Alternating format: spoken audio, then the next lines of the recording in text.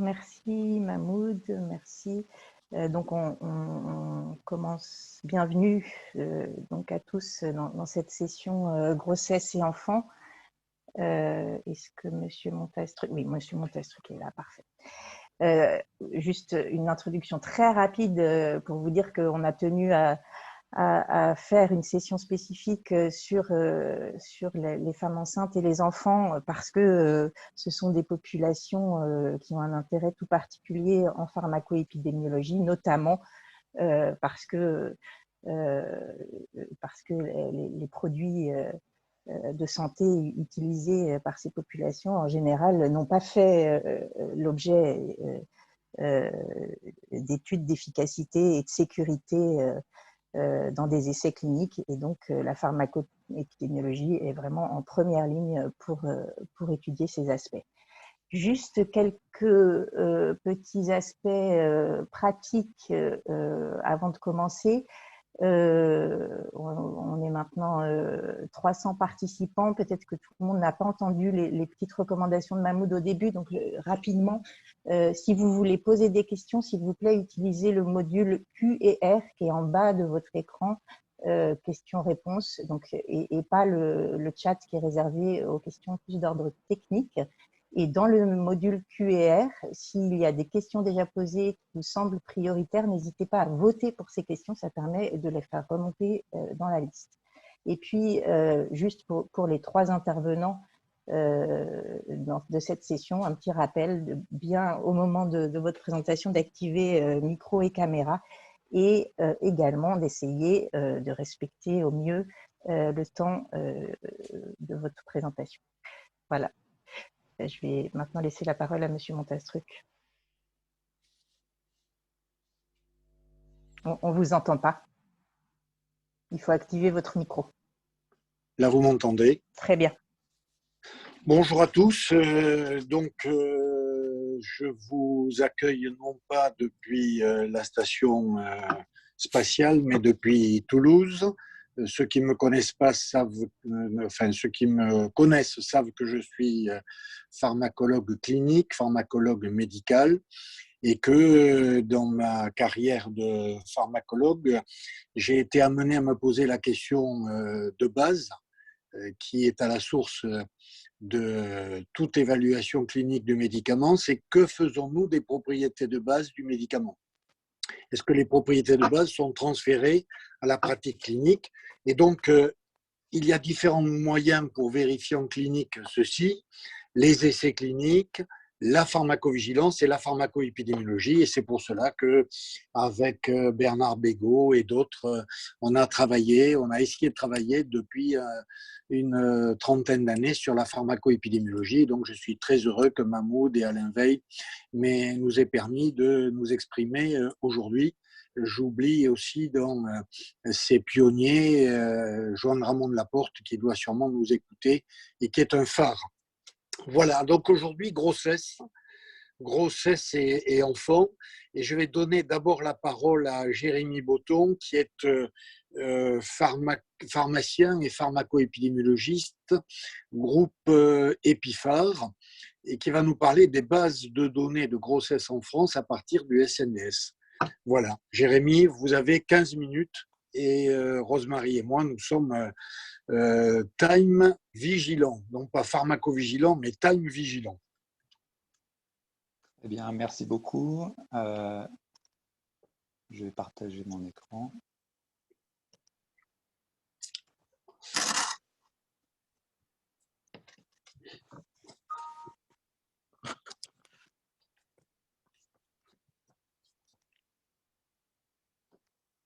Est-ce que c'est en mode plein écran? Parfait. Oui, c'est bon. Parfait. Ok, super. Merci beaucoup. Bonjour à toutes et à tous. Donc, je suis Jérémy Botton, maître de conférence en épidémiologie, et je suis actuellement en disponibilité depuis 3 ans à Epiphare. Et dans cette structure, une de mes activités, c'est la coordination des études qui utilisent les données sur la grossesse et chez les enfants. Et donc, je vais vous présenter le travail qui a été mené dans l'équipe sur la constitution de cette base de données. Je présenterai également quelques données issues de cette base et des applications récentes. Voilà, donc le contexte général, la question des risques liés aux expositions médicamenteuses pendant la grossesse est évidemment une préoccupation principale d'Epiphare. En effet, les femmes enceintes et les enfants constituent des populations vulnérables. Et comme cela a été dit précédemment, il y a peu d'essais thérapeutiques dans ces populations. C'est la raison pour laquelle les études observationnelles représentent un outil majeur d'évaluation du risque lié à la prise de médicaments pendant la grossesse et chez l'enfant. À ce titre, le système national des données de santé représente l'une des rares sources de données en France permettant ces études.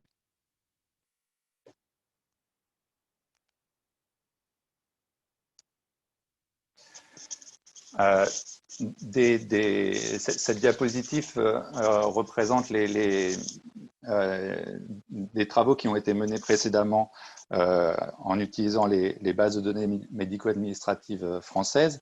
Et comme en a parlé Mahmoud Zurek ce matin, d'importants travaux ont été menés sur l'acide valproïque, l'exposition à l'acide valproïque pendant la grossesse. Une première enquête de faisabilité a eu lieu en 2015 et ensuite elle a été poursuivie par une étude d'exposition à l'acide valproïque parmi les femmes enceintes et les femmes en âge de procréer. Et puis, il y a eu 2 rapports sur les risques de malformation congénitale. Le premier, associé à l'exposition à l'acide valproïque pendant la grossesse. Et puis, une deuxième étude sur le risque de troubles neurocomportementaux associés à l'exposition à l'acide valproïque pendant la grossesse.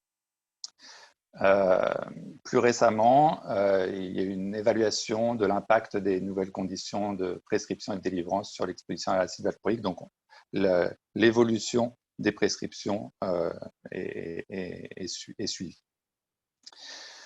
D'autres travaux avaient porté sur la grossesse à partir des bases de données médico-administratives et notamment le développement d'un algorithme permettant l'identification des grossesses. Il existe bien sûr d'autres structures qui s'intéressent à ces questions, notamment la cellule grossesse de la NSM, et vous avez peut-être vu ces derniers jours leur campagne de sensibilisation sur les risques associés à la prise ou à l'arrêt de médicaments pendant la grossesse. Il existe également le réseau Regard qui est porté par Isabelle Lacroix et qui s'appuie en plus des données des bases médico-administratives sur des données complémentaires de cohorte. Et il y a un article récent qui décrit les prescriptions médicamenteuses chez les femmes enceintes. Sur le volet plus biostatistique, l'équipe dirigée par Pascal Tuber-Bitter s'intéresse également à ces questions et travaille sur cette thématique. On peut citer également les centres régionaux de pharmacovigilance qui suivent les déclarations d'effets indésirables des médicaments et en particulier au cours de la grossesse, ils vont chercher à suivre les femmes pour suivre l'issue de grossesse et les enfants en postnatal. Le centre de référence sur les agents tératogènes, le CRAT, l'agence de Santé publique France qui dispose d'un programme périnatalité et petite enfance.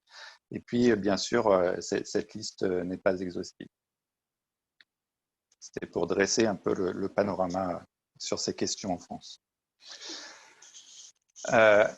Nos priorités pour la constitution d'une telle base, c'était de disposer d'une base de données qui permette d'identifier les expositions intra-utérines avec, dans un premier temps, un recueil rétrospectif des informations et qui serait mis à jour régulièrement avec les données les plus récentes. il faudrait bien sûr disposer d'un moyen de chaîner de manière fiable les couples mère-enfant. Donc, c'est une autre priorité pour nous de cette base.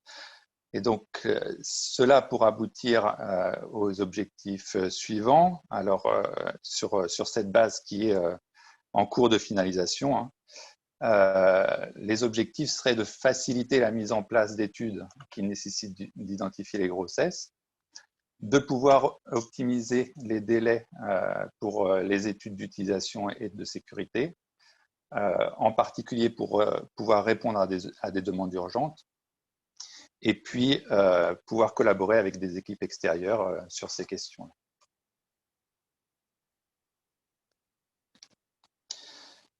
Nous avons donc cherché à identifier l'ensemble des grossesses dont la date se terminait entre le 1er janvier 2010 et le 31 décembre 2019. Se terminait parce que on repère les grossesses à partir du séjour d'accouchement. Et donc, la date de fin de grossesse correspond à la date d'accouchement ou à défaut à la date d'entrée du séjour d'accouchement. Et puis, en soustrayant l'âge gestationnel, on peut avoir la date de début de grossesse et avoir ainsi la période de grossesse.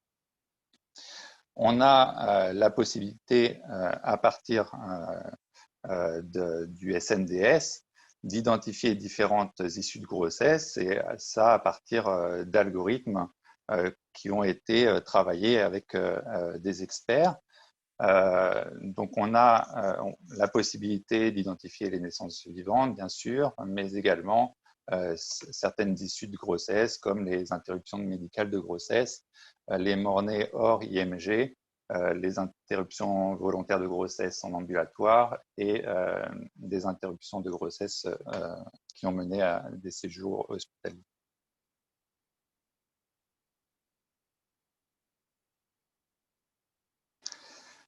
La base de grossesse contient donc pour chaque grossesse les informations suivantes: le type d'issue, on l'a vu, la date d'issue, l'âge de la mère à la date d'issue.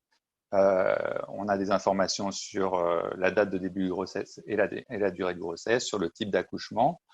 Ont également été implémentées un certain nombre de variables sociodémographiques dont on dispose dans le SNDS. Et puis un identifiant du séjour hospitalier qui nous permet de remonter aux informations complémentaires si besoin dans le SNDS.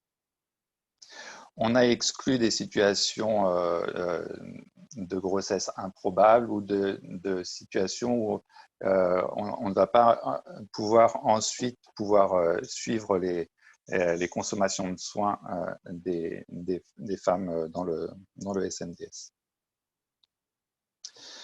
Alors, vous avez sur ce tableau les chiffres que nous avons sortis à partir de la base de grossesse entre 2010 et 2019, avec entre environ 700 et 800 000 accouchements ayant donné naissance à des nouveau-nés vivants par an. Et donc, on arrive environ à 8 millions de grossesses identifiées dans l'ensemble de la base. Si on compare par rapport aux chiffres de l'INSEE, on voit que on s'approche en fait, les chiffres sont très proches des chiffres donnés par l'INSEE, avec de l'ordre de 95 à 96% des accouchements qui sont retrouvés dans notre base.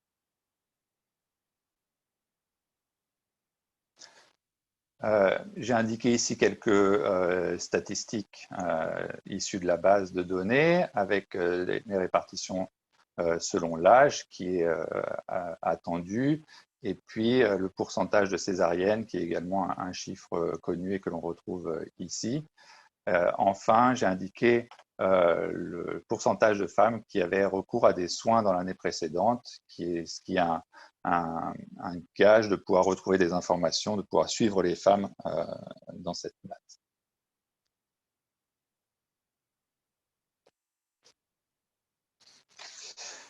Concernant les enfants, puisque un des intérêts, c'est de pouvoir chaîner la mère et l'enfant. Donc, on dispose dans le SNDS, à partir de 2011-2012, d'une variable de chaînage mère-enfant qui fait le lien entre le séjour hospitalier de la mère et celui de l'enfant.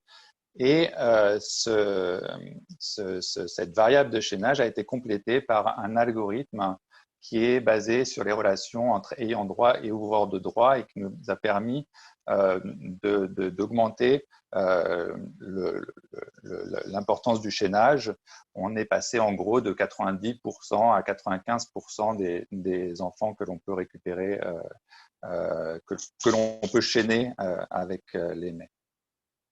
Les variables contenues dans la base de données sont l'identifiant de l'enfant, le sexe, le poids de naissance, l'âge gestationnel, et puis des informations sur le séjour de naissance et l'identification de la mère, ainsi que le mois et l'année de naissance. On voit ici les chiffres que je vous donnais juste précédemment, c'est-à-dire que selon l'année, on a entre 90 et 96, même on s'approche de 97% des accouchements avec enfants qu'on arrive à retrouver à l'aide de nos données. Donc on a la quasi-exhaustivité du chaînage entre mère et enfant. Et les chiffres sont là encore assez proches des chiffres donnés par l'INSEE. On a au total un peu plus de 7 millions de nouveau-nés vivant dans la base de données. Vous avez ici la répartition selon le nombre d'enfants par grossesse. Et nous avons également le poids de naissance pour la quasi-totalité des nouveau-nés, avec une moyenne qui est de l'ordre de 3,3 kg.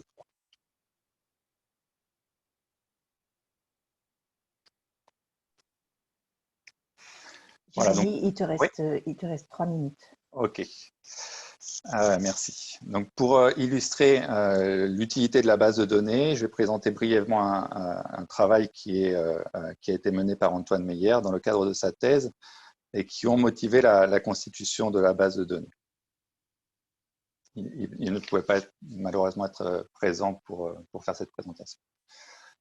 Donc, le travail a porté sur la maladie de Crohn et la rectocolite hémorragique, qui sont des maladies inflammatoires chroniques de l'intestin, des MICI. On a environ 300 000 patients en France qui en sont atteints.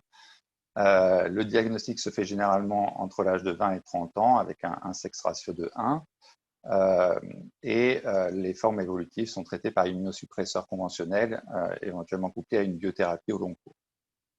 Avant ce travail, la grossesse chez les femmes atteintes de MICI semblait associée à un surrisque de prématurité, de petits poids de naissance et de césarienne, mais ces conclusions étaient fondées sur des études avec un effectif relativement limité et étaient antérieures à l'utilisation des biothérapies. Donc les objectifs étaient doubles, de décrire le déroulement et l'issue de grossesse chez les femmes enceintes, chez les femmes atteintes d'une MICI à l'ère des biothérapies et de comparer les traitements, les biothérapies en fait données chez ces femmes. Vous avez ici un flowchart donc, qui donne le nombre de MICI entre 2009 et 2018 identifiés dans le SNDS. Et on aboutit, je vais vite du coup pour gagner du temps, à un peu plus de 36 000 grossesses avec MICI incluses dans les analyses, comparées à plus de 8 millions de grossesses sans MICI.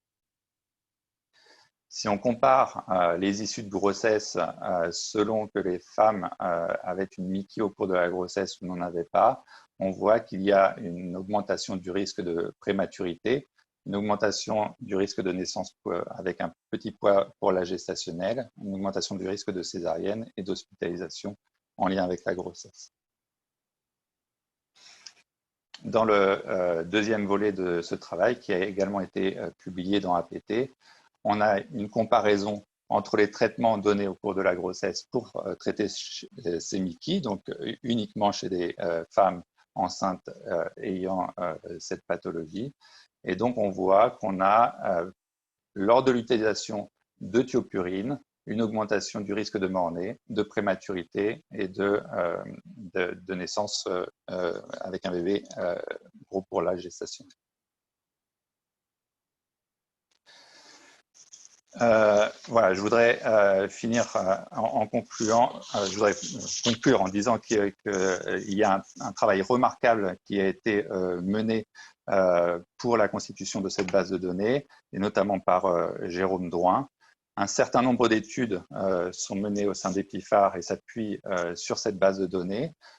Et nous avons l'intention de faire une description systématique de l'utilisation des médicaments pendant la grossesse, de partager les expériences et de collaborer avec des experts des structures externes, et puis dans un futur proche d'implémenter des événements de santé prioritaires tels que les malformations congénitales et les troubles du neurodéveloppement. Voilà, merci de votre attention. Merci beaucoup, Jérémy. Alors, il y a quelques questions. On a pris un petit peu de retard, donc on va prendre les questions rapidement. Je vais peut-être en lire quelques-unes. Il y a des questions sur la base grossesse dont tu as parlé, en particulier une question de Sylvie Escolano qui demande si les femmes qui n'accouchent pas à l'hôpital ne sont pas du tout incluses dans cette base. Est-ce qu'on a une idée de leur nombre? Et peut-être une autre question de Florent Devater qui demande si l'accès aux données enfants nécessite une autorisation particulière ou est-ce que l'autorisation SNDS pour la mère et le père suffit? Alors, donc, pour la première question, on a des informations sur les femmes qui n'accouchent pas à l'hôpital en utilisant des actes médicaux et des actes réalisés en ambulatoire. J'ai pas idée du nombre là que ça représente. Je ne sais pas si quelqu'un a cette information, mais je l'ai plus en tête. Sur la base enfant, il n'y a pas, à ma connaissance, d'autorisation particulière. C'est l'autorisation pour dans le cadre du SNDS. D'accord. Je vous m'entendez là ou pas? Oui. Ce qui peut être intéressant, ça sera de discuter les avantages et les inconvénients par rapport à la base de données que va présenter Isabelle Lacroix. Éphéméris. Ouais. Puisque moi, j'ai la faiblesse de penser qu'en pharmacoépidémiologie, il faut associer plusieurs bases de données, plusieurs modes d'approche, depuis la pharmacologie fondamentale jusqu'aux bases de données, des données de base aux bases de données, pour pouvoir avoir une information fiable. Voilà, donc peut-être tout à l'heure la discussion avec Isabelle, je ne sais pas, je propose. Oui, ça. on pourra échanger, oui. En tout cas, merci et bravo pour vous. Il faut passer au suivant. Non, excusez-moi, juste une question en plus pour mentionner une question de Marine Martin, peut-être sur un sujet plus spécifique sur l'exposition aux anti-épileptiques pendant la grossesse et le risque de troubles neurodéveloppementaux parmi les enfants exposés in utero. Alors, cette présentation était très générale. Voilà, il y a des travaux qui ont été faits dans le passé et on envisage bien sûr de les renouveler avec cette base grossesse renouvelée une fois qu'elle sera aboutie. Voilà, pour répondre à cette question. Et en effet, on va passer à la présentation suivante. Merci beaucoup, Jérémy. Merci à vous.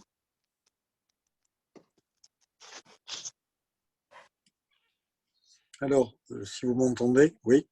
Je vais passer la parole à Isabelle Lacroix, qui est praticien hospitalier au Centre de pharmacovigilance et de pharmacoépidémiologie dans le service de pharmacologie clinique au CHU de Toulouse. Elle est aussi, comme cela a été dit tout à l'heure, la responsable du groupe Regard avec l'ANSM et Epifar et la CNAM. Et donc, elle va nous parler de l'impact des recommandations des autorités de santé sur les prescriptions de médicaments aux femmes enceintes par les professionnels de santé. C'est un sujet médicaments et grossesse sur lesquels elle travaille depuis un certain nombre d'années. Voilà. Je n'en dis pas plus. Isabelle, vous êtes là? Oui, oui, oui, je suis On là. vous passe la parole. Alors, je vais partager 15 minutes. Hein. l'écran. Oui, oui. Hop. J'essaye de mettre… voilà. C'est en plein écran, c'est bon? C'est parfait. C'est bon. Très bien. Alors, merci beaucoup pour m'avoir invité à venir parler à ce e-congrès d'EPIPHAR. Donc, je vais vous parler de l'impact des recommandations des autorités de santé sur la prescription de médicaments aux femmes enceintes. Alors, lorsqu'ils arrivent sur le marché, les médicaments sont non évalués chez les femmes enceintes pour des raisons éthiques, comme ça a été souligné dans les présentations précédentes. Ces médicaments, on sait qu'ils peuvent comporter des risques, notamment de malformation, de fétotoxicité ou encore sur le développement psychomoteur des enfants. Et néanmoins, on observe que les femmes consomment beaucoup de médicaments, et surtout en France, les femmes enceintes.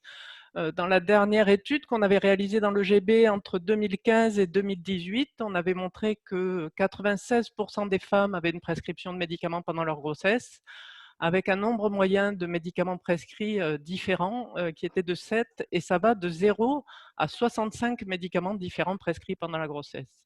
Donc tous ces points montrent la nécessité d'informer ou d'alerter les professionnels de santé et les patients sur les risques des médicaments chez la femme enceinte. Au cours des 15 dernières années, il y a eu plusieurs alertes ou mesures qui ont été mises en place par les autorités de santé, et notamment la NSM. Et nous avions réalisé une étude il y a quelques années pour évaluer l'impact de ces recommandations.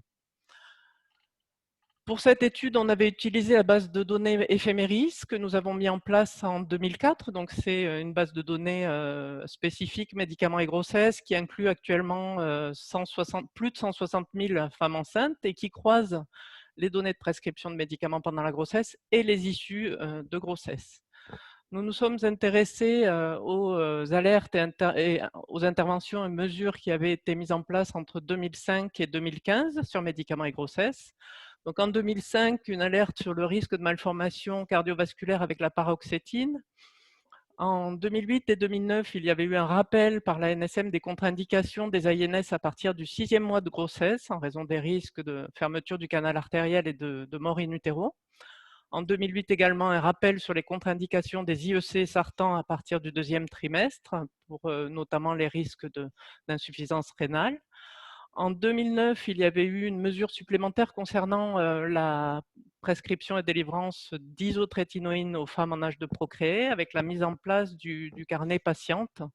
Et enfin, en 2015, il y a eu des mesures qui ont été prises concernant les spécialités à base de valproate, qui est un médicament qui est un grand tératogène et qui a des effets aussi sur le développement des enfants. Et il y avait eu à cette époque donc des modifications des RCP et également la mise en place de l'accord de soins patientes et d'autres mesures. Alors, je vais vous présenter les résultats qui concernent les AINS. On avait fait une étude de type avant-après, c'est-à-dire qu'on s'était intéressé aux prescriptions d'AINS à partir du 6e mois de grossesse chez les femmes enceintes avant les rappels de contre-indication et sur une même période après les rappels. Donc, pour la période avant, on avait 948 femmes qui ont eu ce type de prescription à risque sur 21 640. Et dans la période après, 678 femmes pour presque 25 000 femmes enceintes inclus. Donc, on avait un taux de 4,4% à peu près avant les rappels et un taux de femmes exposées aux prescriptions d'AINS à partir de 6 mois de 2,7% dans la période après. Sur le schéma suivant, on a représenté le taux de femmes exposées aux prescriptions d'AINS à partir du 6e mois au cours du temps. Donc chaque point correspond à un trimestre avec les périodes donc, de rappel des contre-indications. Et dans cette étude, nous avions montré qu'il y avait un taux significativement diminué de femmes exposées à ces prescriptions d'AINS après les lettres de rappel de la NSM ou AFSAPS à l'époque. Nous nous sommes intéressés aussi aux différents AINS qui étaient concernés par ces baisses de prescription et ça concernait finalement un peu tous les AINS qui sont essentiellement prescrits chez la femme enceinte, acide niflumique, ibuprofène, kétoprofène, aspirine forte dose. Et on s'est intéressé aussi aux prescripteurs qui étaient concernés par cette diminution de prescription d'AINS.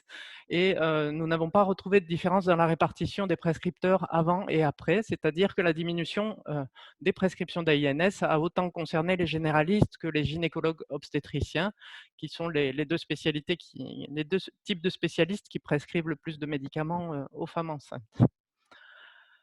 Rapidement, pour les autres alertes, parce qu'on est limité dans le temps, donc pour ce qui concerne les IEC Sartan, on a pu montrer qu'il y avait une diminution significative là aussi du taux de femmes ayant des prescriptions de ces médicaments à partir du 2e trimestre après le rappel des contre-indications, mais on voit sur le schéma que la diminution elle est quand même assez faible. Pour ce qui concerne la paroxétine, on n'a pas observé de modification des pratiques de prescription de ce médicament chez les femmes enceintes après l'alerte. Et enfin, pour l'acide valproïque, les mesures qui avaient été mises en place étaient assez tardives, donc vers 2015, et on n'avait pas suffisamment de femmes pour faire des analyses statistiques, mais j'ai laissé quand même la représentation graphique qui finalement va dans le même sens que celle qu'a présentée Mahmoud Zurek tout à l'heure, avec une diminution progressive des prescriptions de ce médicament chez les femmes enceintes. Pour ce qui concerne l'isotrétinoïne, dans Ephemeris, on n'avait pas suffisamment de femmes exposées aux prescriptions pour faire une analyse statistique, et donc j'ai choisi de vous présenter une autre étude qui provient des centres de pharmacovigilance et qui montre la complémentarité des différentes sources de données, justement.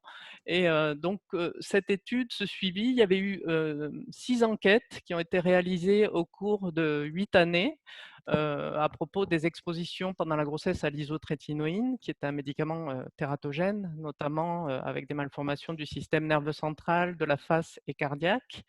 Et j'ai représenté avec le petit point bleu aussi une étude qui avait été faite par Epiphar en 2019 sur le sujet. Le premier suivi de pharmacovigilance qui a été réalisé en 1995 avait montré qu'il y avait une augmentation des grossesses exposées à l'isotrétinoïne et signalées aux différents CRPV ou faisant l'objet de questions auprès des CRPV et du CRAT. Suite à ce premier suivi, donc il y avait eu mise en place de mesures fortes avec accord de soins des patientes, notion de contraception obligatoire, ce qui avait conduit, et on a pu l'observer grâce aux suivis qui ont été réalisés par la suite, aux autres enquêtes réalisées par les CRPV, notamment le CRPV de Tours, qu'il y avait une diminution donc, du nombre de grossesses exposées à l'isotrétinoïne. L'étude qui avait été faite par Epiphar en 2019 avait également montré, et comme les enquêtes de pharmacovigilance, que le taux de femmes exposées à l'isotrétinoïne pendant la grossesse ne variait plus et ne variait pas notamment entre 2010 et 2019. Alors, on a une légère diminution ici des expositions suite à l'introduction du carnet patiente, mais qui ne dure pas dans le temps. Et le suivi de pharmacovigilance avait permis de montrer aussi qu'entre 2005 et 2009, il y avait une légère augmentation des expositions et que c'était certainement lié à la commercialisation de génériques de l'isotrétinoïne avec des noms de fantaisie. Quelques réflexions sur ces études d'impact. D'abord, je voulais juste dire un petit point sur les méthodes statistiques qui sont utilisées dans les études d'impact. Il y a pas mal d'experts de groupes qui se sont intéressés à ce sujet, notamment un groupe Cochrane, EPOC, et puis il y a eu aussi un rapport de l'ANAS et de l'HAS sur les études d'impact et la méthodologie. Alors finalement, il y a 3 grands types d'études. Il y a les études avant-après, c'est ce qu'on avait fait dans Ephemeris. Alors le problème de ces études, c'est que finalement, on ne prend pas en compte la tendance avant l'intervention, c'est-à-dire avant l'alerte, et donc on a du mal à déterminer s'il y a vraiment un lien de causalité entre la modification des pratiques et l'intervention ou l'alerte. Il aurait fallu utiliser plutôt une méthode de type série chronologique qui là prend en compte justement la tendance avant la mise en place de l'alerte ou des recommandations. mais dans l'étude que nous avions réalisée, nous n'avions pas suffisamment de sujets. Et enfin, l'idéal, c'est de réaliser des études comparatives, c'est-à-dire finalement de comparer un groupe qui a eu l'intervention, l'alerte ou l'information par rapport à un groupe qui ne l'a pas eu pour voir quel est l'impact et là, pour justement établir un lien de causalité entre l'intervention et les modifications de pratiques. On peut aussi comparer deux types d'interventions différentes. Alors c'est un peu plus compliqué, hein, ça veut dire qu'il faut préparer ces études en amont de la mise en place des mesures ou des recommandations. Deuxième point que je voulais aborder, justement, Jean-Louis Montastruc a un peu préparé le sujet. Donc, c'était l'intérêt des différentes sources de données sur médicaments et grossesse en France. Alors, bien entendu, pour des études d'impact, le SNDS et le GB ont un grand intérêt puisque on a des données sur les médicaments qui sont remboursés. On a un échantillon qui est très important et on l'a vu avec ce qu'a présenté tout à l'heure Jérémy. Et puis, on a aussi c'est représentatif au niveau du territoire national. Donc, ces bases de données, SNDS, EGB, sont intéressantes, mais je voulais aussi souligner l'intérêt des autres bases de données sur médicaments et grossesse. Alors, par exemple, dans l'étude sur les données de pharmacovigilance ou du CRAT, eh bien, dans les derniers suivis, on a pu montrer que s'il restait encore des grossesses exposées à l'isotrétinoïne, c'était surtout lié au fait qu'il y avait des problèmes d'observance de contraceptifs oraux. Et ça, on ne peut pas le voir dans les bases de données médico-administratives. L'intérêt d'autres sources, donc il y a Ephemeris également, qui est une base de données dans laquelle on a les prescriptions, mais également des données de santé de l'enfant jusqu'aux 2 ans, avec les certificats de santé obligatoires à 8 jours, 9 mois et 2 ans. Et donc des données qui sont peut-être plus exhaustives en termes de pathologie de l'enfance et de malformation. On dispose aussi des données des registres de malformation. Ce sont des données exhaustives sur les malformations et des données qui sont plus précises. J'ai mis aussi les registres des handicaps de l'enfant parce qu'on peut s'intéresser justement au développement psychomoteur des enfants. Donc, toutes ces bases de données sont complémentaires et il y a un intérêt de l'approche multisource et c'est pour cette raison aussi qu'on avait mis en place le réseau, Regard pour justement réunir les dispositifs et les bases de données qui concernent médicaments et grossesse en France. Il vous reste 3 minutes. Oui. Alors, à quoi ça sert les études d'impact? Eh bien, à mieux connaître l'utilisation des médicaments et mieux comprendre les comportements à risque pour adapter les futures informations, recommandations, mesures. Ça permet de savoir quelles sont les interventions qui sont les plus efficaces. Et dans le rapport de l'ANAES, qui a fait un point sur les différentes études, il montre que finalement, il y a certaines interventions qui sont plutôt inefficaces, comme les diffusions simples ou formations médicales continues, d'efficacité discutable, comme l'intervention de leaders d'opinion, et certaines interventions qui sont plus efficaces, c'est les formations médicales continues interactives ou les visites médicales. On augmente aussi l'impact des mesures quand on fait des rappels et s'il y a plusieurs méthodes associées. Ça permet aussi, ces études, de savoir comment on peut améliorer le contenu de l'information. Alors bon, ça c'est un métier, hein, la communication, mais je mettrai ma casquette de pharmacologue pour dire que ce qui est important, c'est de savoir pourquoi, de comprendre le mécanisme pharmacodynamique hein, pour finalement que les professionnels de santé acceptent l'information et la retiennent mieux.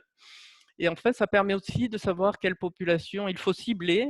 Souvent, ce sont les professionnels de santé qu'on cible, les prescripteurs donc de médicaments, et il y a certainement un intérêt aussi à cibler le grand public, et je pense notamment aux AINS chez la femme enceinte. Alors, je termine. Pour conclure, je dirais qu'il est important qu'il y ait des alertes et mesures qui soient mises en place pour favoriser le bon usage du médicament chez la femme enceinte, mais c'est tout aussi important d'évaluer l'efficacité des mesures qu'on met en place et il faudrait certainement planifier pour chaque mesure qu'on met en place une étude qui évalue l'efficacité de ces mesures. Je voulais ressouligner l'intérêt des différentes sources de données dont on dispose en France et dire aussi qu'on l'a vu dans les études que je vous ai présentées, même si on met en place des actions, il reste toujours des femmes exposées aux médicaments à risque hein, et donc il y a certainement nécessité d'autres actions, surtout quand le risque est inacceptable, c'est-à-dire quand le risque est toujours supérieur aux bénéfices et c'est le cas de l'isotrétinoïde, c'est le cas des AINS pendant la grossesse. Et donc, l'intérêt de faire des rappels, d'utiliser des modes de communication variés et éventuellement aussi de sensibiliser plus souvent le grand public qui est finalement le consommateur du médicament. Et finalement, cette planche tombe en même temps que le lancement de la campagne d'information de la NSM sur médicaments et grossesse grand public. Et donc, peut-être une étude d'impact à programmer. Merci. Merci. Je ne sais pas si vous m'entendez. Si on vous attend, on vous entend. Merci beaucoup. Avant de donner la parole à Rosemarie, je voudrais dire que ma petite fille qui est en 5e m'a dit la semaine dernière qu'elle allait avoir un cours sur la reproduction. Eh bien, j'espère qu'à l'école de la République, on enseigne médicaments et reproduction, mais je n'en suis pas sûr. Je crois que la biologie moléculaire, c'est très beau, mais nous serons tous un jour ou l'autre en contact avec un médicament, et donc il faut que l'école de la République enseigne médicaments aux enfants. Et dans le cas précis, médicaments et reproduction. Je le dirai à ma petite fille ce week-end. Rosemarie, c'est à vous.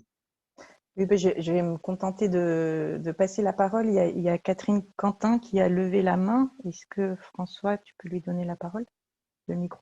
Normalement, c'est possible. Madame Quentin, vous pouvez activer votre micro. Alors, je pense que c'est bon.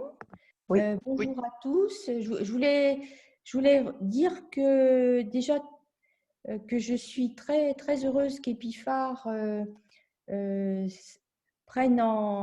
s'engage dans les travaux sur les médicaments et la grossesse, car c'est une thématique très importante sur le plan de la santé publique et vraiment je m'en réjouis. Je voulais dire également qu'avec Pascal Tuberviter, dans le cadre d'un projet NR, nous avons commencé des travaux sur les médicaments et la grossesse et que nous allons bien sûr poursuivre les études en cours. D'autre part, il y avait une question sur les accouchements hors hôpital et à ma connaissance, ça représente environ 4 pour 1000 accouchements. Voilà, c'était pour… Eh bien, je vous remercie beaucoup de m'avoir donné la parole. Je vous souhaite beaucoup de réussite. Merci beaucoup. Et peut-être, il y avait une question par écrit de Sophie Liabeuf sur la problématique de l'automédication et qui posait la question de comment on pouvait faire pour évaluer les risques d'automédication pendant la grossesse. Alors, c'est une bonne question parce que l'automédication, dans toutes nos bases de données, on ne l'a pas. Donc, je pense que là, il faut revenir vraiment à des études de base, c'est-à-dire à l'aide de questionnaires auprès des patientes, peut-être, pour peut-être envisager des études qui sont différentes, en tout cas, qui n'utilisent pas. C'est un exemple, finalement, de la limite des bases de données. Donc, des études peut-être par questionnaire auprès du grand public, oui, pour connaître les effets de cette automédication. D'accord, merci beaucoup. Je suis désolée, on doit avancer. Je voulais juste rajouter, puisque j'ai vu que Marine Martin parlait aussi des effets au long cours. Et on a un projet également avec le réseau Regard de croiser des données de prescription de médicaments avec des données des registres des handicaps de l'enfant et donc avec des données sur les handicaps sévères des enfants pour essayer d'étudier justement ce risque qui est quand même très d'actualité pour lequel on a finalement encore peu de sources de données adaptées pour bien étudier le risque. Parfait, merci beaucoup. Merci De toute façon, les échanges ne s'arrêtent pas aujourd'hui. Malheureusement, on est très contraints par le temps, mais il faudra que ça continue en dehors. Monsieur Montastruc, je vous laisse présenter la dernière intervenante. Donc, je vais donner la parole à Marion Ten, qui est pédiatre, qui travaille en pharmacoépidémiologie à Epiphare. Donc, on quitte la grossesse, on va un petit peu plus loin. Les enfants, exposition médicamenteuse de la population pédiatrique française, évolution temporelle et comparaison internationale. Je crains que nous ayons des sueurs froides ou chaudes. Marion, c'est à vous. Oui, alors j'essaie de partager. Mettez-vous en plein écran. Oui, attendez. Là, nous sommes en bout d'écran. Oui, je n'ai pas accès à… François va vous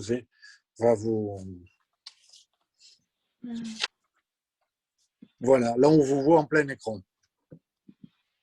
D'accord, ok. Mais on ne voit pas vos diapos. Hein. Je vais te la présenter, Marion. Je vais te la présenter. Ouais, merci. Désolée.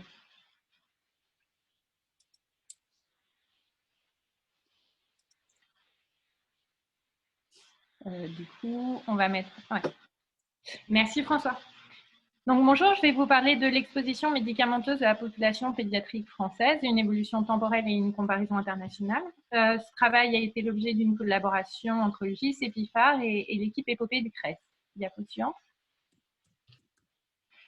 Donc, comme vous le savez certainement, la population pédiatrique est vulnérable vis-à-vis du médicament en raison de son immaturité, ce qui lui confère des spécificités pharmacologiques et des vulnérabilités physiologiques de certains organes clés. Suivant. Donc, ouais, il y a une animation. Est-ce que tu peux passer au suivant, François, s'il te plaît? J'essaye. Aïe. Pardon. Attends.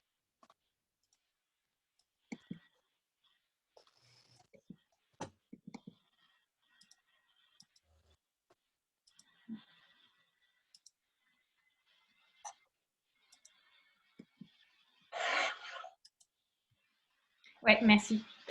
Et donc, en fait, pendant longtemps, les enfants étaient considérés comme des orphelins thérapeutiques qui n'étaient pas inclus dans les essais de sécurité ou d'efficacité du médicament. Les posologies pédiatriques étaient établies à partir des doses adultes et il y a eu quelques désastres thérapeutiques. Et c'est ces désastres thérapeutiques ainsi que les fréquences élevées de prescription hors AMM en pédiatrie qui ont amené l'Amérique du Nord et l'Europe à évoluer sur le règlement pédiatrique, notamment avec des plans d'investigation pédiatrique qui avaient pour but d'évaluer toute nouvelle molécule en contexte pédiatrique à partir du moment où il était évalué chez l'adulte. Donc ainsi, les essais randomisés en pédiatrie ont pu augmenter sur le médicament et on connaît ainsi mieux les profils de sécurité de ces nouvelles molécules. Cependant, ces essais ont des limites, ils ne permettent pas de renseigner sur les effets secondaires rares à long terme ou cumulatifs. Et donc, dans ce contexte, les incertitudes vis-à-vis des profils de sécurité des médicaments restent importantes et l'OMS insiste sur la nécessité de prescription rationalisée en pédiatrie. Et donc, qu'en est-il en France? Diapo suivante. Donc, lorsqu'on parle de prescription, il y a les prescriptions hospitalières qui sont probablement les plus toxiques, qui sont encore les moins étudiées pour le moment, et puis les prescriptions ambulatoires qui, par leur volume et leur fréquence, sont bien plus importantes, et c'est de celles-ci dont je vais vous parler aujourd'hui. Diapo suivante. Donc, lorsqu'on fait l'état des lieux des connaissances sur le sujet, on trouve une étude qui a été réalisée en 2011 à partir des données de l'EGB et les auteurs mettent en évidence que la fréquence de prescription ambulatoire pédiatrique est la plus élevée en France par rapport aux autres pays qui rapportent ces données, avec 84 enfants sur 100 qui ont au moins une prescription médicamenteuse en 2011 et en médiane 5 médicaments différents dans l'année. Alors, depuis cette période, après presque 10 ans, il y a eu des politiques de déremboursement, des retraits d'AMM pour certains médicaments et puis des nouvelles recommandations concernant l'usage des antibiotiques en pédiatrie. Et donc, on peut anticiper le fait que les prescriptions aient évolué depuis. Et donc, l'objectif de cette étude, c'était de décrire les prescriptions pédiatriques ambulatoires en 2018-2019, de les comparer avec celles de 2010-2011, et puis, dans un deuxième temps, de les comparer avec ceux des pays à économie avancée en réalisant une revue systématique qui a pour but d'identifier des domaines de prescription irrationnels. Diapo suivante. Donc, pour l'étude nationale, nous nous sommes basés sur le DCIR, donc la base du système national de données de santé. Nous avons inclus tous les individus de moins de 18 ans, quel que soit leur régime d'assurance maladie. Nous avons constitué 2 cohortes ouvertes, une récente en 2018-2019, une passée en 2010-2011.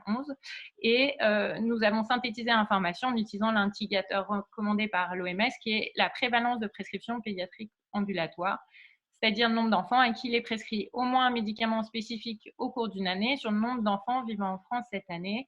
Et donc, le dénominateur était basé sur les chiffres INSEE. Suivant. Pour la comparaison internationale avec les pays à économie avancée, nous avons réalisé une revue systématique suivant les recommandations internationales PRISMA. Et donc, on a inclus toutes les études sur les prévalences annuelles des prescriptions et dispensations médicamenteuses ambulatoires pédiatriques à partir des bases de données administratives nationales ou régionales. Et on a collecté toutes les données ultérieures au 1er janvier 2000. L'évaluation du risque de vie était évaluée selon 2 domaines, donc la validité interne et externe des études. Suivant. Donc, en 2018-2019, 14 500 000 enfants avaient en moyenne 117 300 000 prescriptions par année et toujours 5 médicaments différents par enfant par année. Et donc, on observe que 857 enfants sur 1000 ont reçu au moins une prescription sur un an, soit plus de 4% par rapport à 2010-2011. Donc, en ordonnée sur ce diagramme, on observe les prescriptions pédiatriques, la prévalence des prescriptions pédiatriques ambulatoires pour 1000 enfants. Et donc, en bleu sont les nourrissons, en rouge les enfants d'âge préscolaire, en vert les enfants et en violet les adolescents. Et donc, on observe que chez les enfants de moins de 6 ans, 960 enfants sur 1000 ont une prescription médicamenteuse. Et cette prévalence diminue avec l'âge. Suivant. Donc, nous avons aussi regardé les prévalences des prescriptions par âge et niveau 1 de la classification ATC. Donc, le niveau 1 de la classification ATC, c'est le système ou l'organe sur lequel le médicament agit. On voit que le système nerveux en première position, suivi du système digestif, des anti-infectieux, respiratoires, dermatologiques, hormonales. Et on observe aussi que ce sont chez les enfants de moins de 6 ans que les prévalences sont les plus élevées. Suivant, s'il te plaît. Donc, on a regardé les classes thérapeutiques à haut niveau de prescription, celles qui touchent finalement plus de 100 enfants sur 1000 durant l'année. Et on retrouve sur la période 2018-2019 en première position les analgésiques, puis les antibiotiques avec 405 enfants de moins de 18 ans sur 1000 qui ont une prescription d'antibiotiques dans l'année. Puis les corticoïdes nasaux, 328 enfants de moins de 18 ans sur 1000 ont une prescription de corticoïdes nasales dans l'année, la vitamine D, les antihistaminiques, les anti-inflammatoires. 210 enfants de moins de 18 ans sur 1000 ont une prescription de corticoïdes systémiques dans l'année, puis les antitussifs, les médicaments pour les troubles fonctionnels intestinaux, les antidiarrhéiques, les antiémétiques, les anesthésiques topiques, puis les bêta-2 mimétiques pour l'asthme. Et suivant.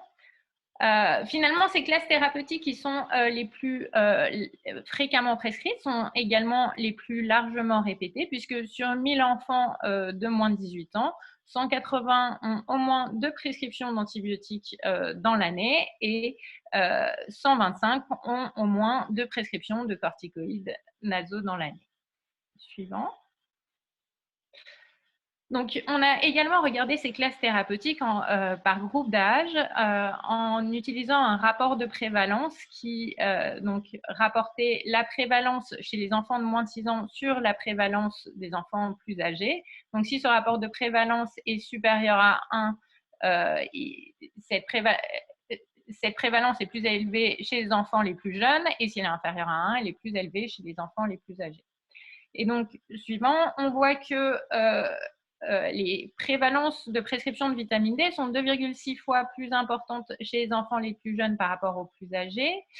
De même, pour les corticoïdes systémiques, on voit que ces prévalences sont 2 fois plus élevées chez les enfants les plus jeunes, avec 330 enfants de moins de 6 ans sur 1000 qui ont une prescription de corticoïdes systémiques. Et puis, également pour les bêta-2 mimétiques. Et enfin, pour les antibiotiques, cette prévalence chez les enfants les plus jeunes est augmentée de 70% par rapport aux enfants les plus âgés. donc avec 566 enfants de moins de 6 ans sur 1000 qui ont une prescription d'antibiotiques dans l'année. Suivant.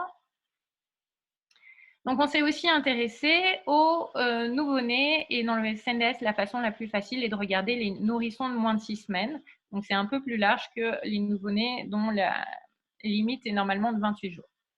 Et on voit que 588 nourrissons de moins de 6 semaines avaient une prescription médicamenteuse sur la période récente, soit une augmentation de 37% par rapport à 2010-2011. On voit que c'est essentiellement des prescriptions de vitamines, d'antiseptiques ou d'analgésiques, mais on observe aussi une augmentation très rapide de certaines classes thérapeutiques, comme les inhibiteurs de la pompe à protons. 2% des nourrissons de moins de 6 semaines ont une prescription d'inhibiteurs de la pompe à protons, c'est presque 5 fois plus qu'en 2010-2011, et 2 à 3% des nourrissons de moins de 6 semaines ont une prescription d'antifongiques sur cette période, c'est 2 à 4 fois plus qu'en 2010-2011. Suivant. Donc, si on regarde l'évolution globale depuis 2010-2011 de ces classes thérapeutiques à haut niveau de prescription, en faisant un rapport de prévalence entre donc les prévalences les plus récentes sur les prévalences les plus anciennes. Donc, si ce rapport de prévalence est supérieur à 1, la tendance de prescription médicamenteuse augmente. S'il est inférieur à 1, cette tendance diminue. On voit que pour la vitamine D, il y a les prévalences de prescription ont augmenté de 50%. En revanche, pour les antibiotiques, elles ont diminué de 12%, pour les anti-inflammatoires de 30% et pour les antitussifs de 10%. Et donc, c'est probablement les conséquences de certaines mesures de régulation, soit de messages d'alerte, par exemple pour les anti-inflammatoires, soit de recommandations pour la vitamine D ou les antibiotiques, ou encore le retrait d'AMM éventuellement pour les antitussifs. Mais en parallèle, on voit une augmentation des antiémétiques de 60% ou des corticoïdes nasaux de 20%, alors qu'on a vu que c'était déjà la 3e classe thérapeutique la plus prescrite. Et donc, suivant, pour ces 2 classes thérapeutiques, ouais, il va falloir que tu fasses une série suivante. Je suis désolée, il y a trop d'animations, désolée. Merci. Oui, voilà, la diapo suivante. Ouais, encore. Merci François. Donc, pour ces 2 classes thérapeutiques, les antiémétiques et les corticoïdes nasaux, on voit probablement un effet de déport des prescriptions médicamenteuses suite à des décisions réglementaires. Par exemple, le métoclopramide, il y a eu un retrait d'AMM en 2012. La dompéridone, il y a eu un déremboursement récent. Et cela coïncide avec une augmentation de la métoplémazine de 60%. Alors ici, il y a une discontinuité, qu'il y a une rupture d'approvisionnement. De même, pour les corticoïdes nasaux, on observe une augmentation de 20% qui coïncide avec un arrêt de remboursement de certaines préparations nasales. Suivant. Donc, à présent, on connaît bien le niveau de prescription en pédiatrie ambulatoire en France, mais finalement, ça n'est pas si simple à interpréter et du coup, on s'est posé la question de ces niveaux de prescription dans d'autres pays à économie avancée. Et c'est pourquoi on a réalisé cette revue systématique qui s'intéresse aux pays à économie avancée au XXIe siècle. Et donc, ainsi, on a retenu 11 études de 11 pays ou régions différentes, allant de 2002 à 2019, avec 7 études qui ont lieu après 2015. Et on a 32 500 000 participants dans cette revue systématique. Alors, le principal risque de biais est lié au fait que ce sont des bases de dispensation et non pas des bases de prescription. Donc, potentiellement, il y a un risque de sous-estimer les prévalences de prescription. Mais autrement, le risque de biais était faible et notamment, on le voit ici, ces bases de données étaient représentatives. Par ailleurs, le reporting des prévalences en fonction des études pouvait être un peu hétérogène, notamment sur les études les plus anciennes, comme on le voit ici. Diapo suivant. Donc, ici, donc en ordonnée, se trouve la prévalence des prescriptions pédiatriques ambulatoires, et donc c'est une comparaison entre les différents pays. Donc, la France est en première position, comme on l'a vu précédemment, puis elle est suivie par la Nouvelle-Zélande avec 730 enfants sur 1000 qui ont une prescription médicamenteuse, puis la Catalogne, mais c'est des données de 2002, la Colombie-Britannique, c'est des données de 2007, le Danemark, la Norvège, l'Italie et la Suède en 2018-2019, et donc et qui ont un enfant sur 2 qui ont une prescription médicamenteuse dans l'année. Et puis, chez les enfants de moins de 6 ans, on voit que les prévalences sont globalement plus élevées par rapport à celles des enfants plus âgés. Diapo suivante. Merci. Donc, Marion, voici. il va falloir… Ouais. on arrive au bout. Oui. Merci. Donc, voici les prévalences des prescriptions médicamenteuses par niveau 1 de la classification ATC en fonction des pays. Et on voit que, quel que soit le niveau 1, la France a les prévalences de prescriptions les plus élevées, sauf pour les anti-infectieux, où la Nouvelle-Zélande a la prévalence la plus élevée, ou la contraception, où le niveau de la France est plus bas par rapport aux pays scandinaves. Et donc, ces niveaux 1 ont marqués par des étoiles, les systèmes digestifs, dermatologiques ou du système nerveux et respiratoire, peuvent comporter des médicaments qui sont accessibles en vente libre. Et comme vous le savez, les politiques de prescription et remboursement de ces médicaments en vente libre sont différentes en fonction des pays. Si on prend l'exemple du paracétamol en France, lorsqu'il est prescrit, il est remboursé. Et donc, c'est la même chose en Nouvelle-Zélande, alors que dans les autres pays à économie avancée, les critères de remboursement du paracétamol sont très restrictifs.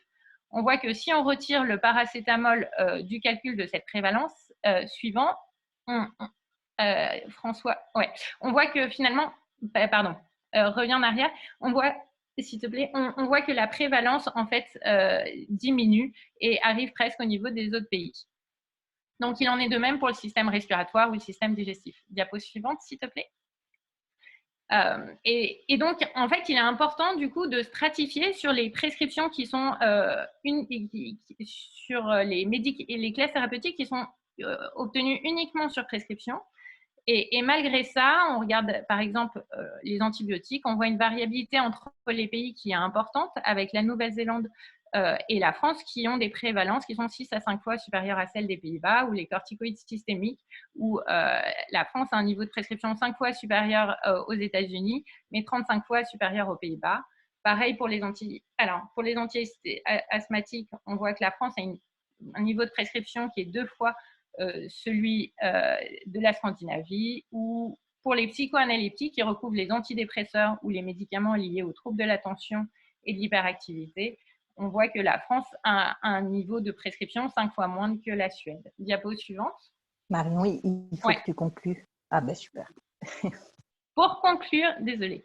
Pour conclure, on observe des niveaux de prescription en pédiatrie ambulatoire très élevés en France en 2018-2019 par rapport aux autres pays à économie avancée, notamment chez les enfants les plus vulnérables. Si on compare par exemple la France aux Pays-Bas, on voit que les prévalences de prescription d'antibiotiques sont 5 fois supérieures en France par rapport aux Pays-Bas chez les enfants de moins de 6 ans. Pour les corticoïdes systémiques, c'est 35 fois plus en France par rapport aux Pays-Bas. Donc, on voit qu'il y a des améliorations pour certaines classes thérapeutiques, comme les antibiotiques, depuis 2011, avec des mesures de régulation qui sont efficaces. Il y a quand même eu une diminution de la prévalence de prescription de 12%, mais c'est des efforts qu'il faut maintenir. Et puis, on a vu aussi que ces mesures de régulation nécessitent d'anticiper des potentiels déports des prescriptions médicamenteuses vers d'autres classes, comme on l'a vu avec les antiémétiques et les corticoïdes nasaux. Et pour d'autres classes thérapeutiques, comme les corticoïdes systémiques, il existe probablement une surprescription inappropriée massive en France, notamment chez les enfants les plus vulnérables. Et donc, pour des classes thérapeutiques telles quelles, peut-être que des mesures d'éducation de la population, de formation continue des médecins ou des mesures de régulation pourraient être utiles. Vous aurez plus de détails dans une publication qui a été récemment acceptée dans Lancet Regional Health Europe et un rapport qui est en préparation. Merci pour votre attention. Merci beaucoup Marion, merci pour ces résultats très riches. Alors, on va prendre une question. Il y a une question. Si je peux me permettre, oui. Marion, je vous félicite, et deux, en tant que médecin et pharmacologue, je suis très sensible aux termes. Donc, je crois que les effets ne sont secondaires que pour ceux qui ne les ont pas. Ils sont indésirables. Ils ne sont pas toxiques, ils ne sont pas secondaires, ils sont indésirables. Je crois que c'est très important pour nous qui sommes médecins. Et puis, moi, je fais la distinction parce que ce n'est pas tout à fait la même problématique entre classe pharmacologique et classe thérapeutique. Les AINS, c'est une classe pharmacologique, les antiulcéreux, c'est une classe thérapeutique, parce que les décisions à prendre dans le cadre de ce congrès sont les mêmes. Pardon, Rosemary, je vous donne la parole. Non, mais alors je relais juste une question qui est arrivée dans le chat. Avez-vous ciblé des classes nécessitant des campagnes de sensibilisation, exemple prescription IPP, comme chez les adultes? On peut s'interroger sur leur mésusage et leur caractère inapproprié. Alors, c'est une excellente question. On a, dans la publication à apparaître et dans le futur rapport, on n'a pas ciblé des classes thérapeutiques. Ou si on a dû faire des choix, c'était sur les classes thérapeutiques les plus fréquemment prescrites. Mais on n'est pas parti de messages d'alerte particuliers a priori. Ok, merci. Alors, malheureusement, encore une fois, le temps est très contraint, donc on a dépassé de 5 minutes. On va clore la session maintenant.